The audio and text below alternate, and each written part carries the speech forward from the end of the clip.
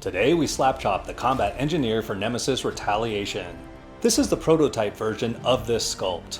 The Slapchop painting method and vibrant speed paint colors are going to give us a model that pops on the table much more than the layered painting approach that we used with a production copy of this miniature.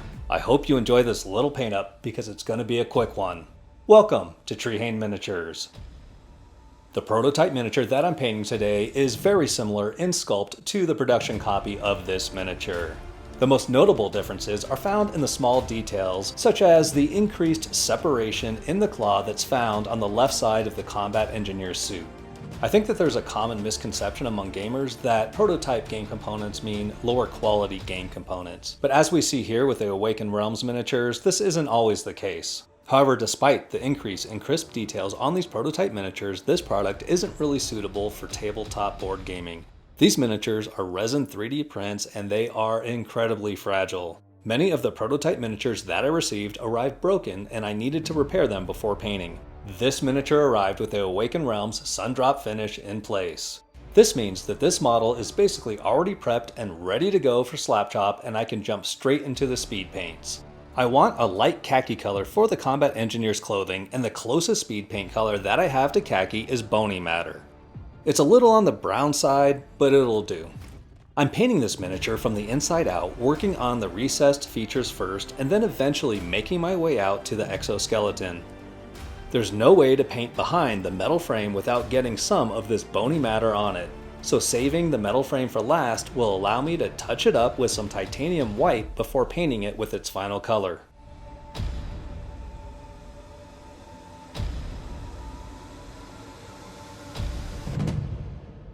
Peachy flesh seems like the obvious choice for this guy's skin.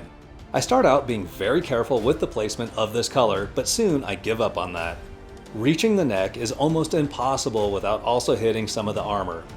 It's much easier to paint freely and then clean up the stray brush strokes with a little titanium white.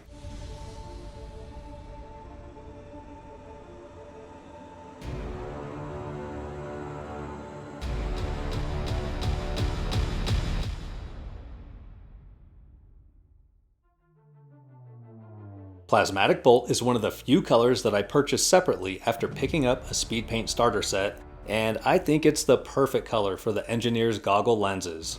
It's also one of my favorite speed paint colors in general. With the black, I was planning to only paint the hydraulic hoses that operate the mechanical suit, but once I got going, I decided to paint some of the metal items as well. I used Grim Black to paint the bands that strap the engineer's legs into place. This is a little different than how I painted the prior version of this model, where I painted all of the metal parts that aren't yellow in the exact same way. Slapchop is so fast that it frees me up to add a little more color variety, while still keeping things moving along at a good pace.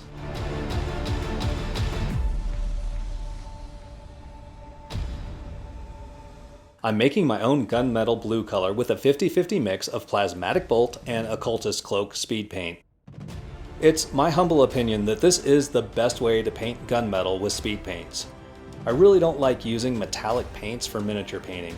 This is a personal preference. Even when painting with standard acrylic paints, I think that bad non-metallic metal still looks better than painting with metallic acrylic paints. And I should know. I'm the king of bad non-metallic metal.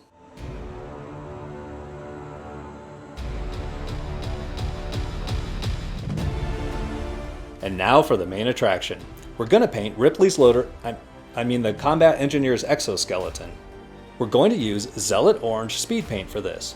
You can find Zealot Orange in your speed paint collection by looking for the label that reads Zealot Yellow. But we know better. This is orange.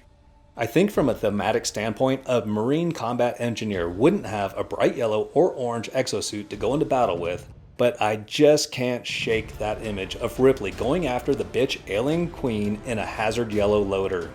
Also, since this Zealot Yellow leans heavily towards the orange side, it fits perfectly for the orange player color designation.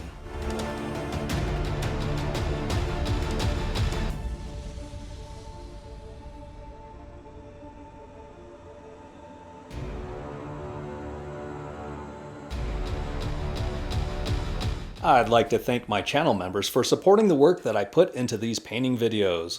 You too can become a channel member and support the channel by using the link in the description down below. Thank you so much for watching. Please hit the like button and subscribe to the channel to join our growing community of miniature painting enthusiasts.